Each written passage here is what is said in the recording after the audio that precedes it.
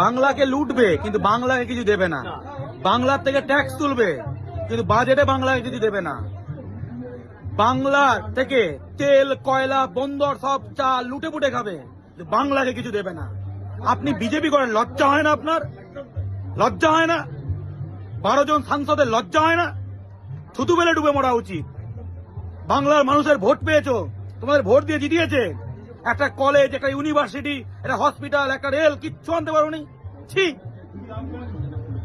সব রাজ্যকে বাংলা যারা কম ট্যাক্স দেয়, বিহার ইউপিকে দেবে, বাংলা থেকে ট্যাক্স তুলবে, বাংলাকে বঞ্চনা করবে।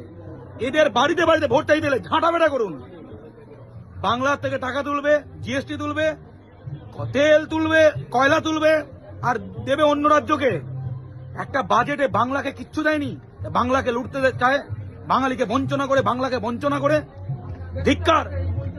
বাংলা ছাড়া করুন, রাজনৈতিকভাবে বাংলা ছাড়া করুন, ঘরে ভোট চাইতে গেলে একদম তাড়া করুন।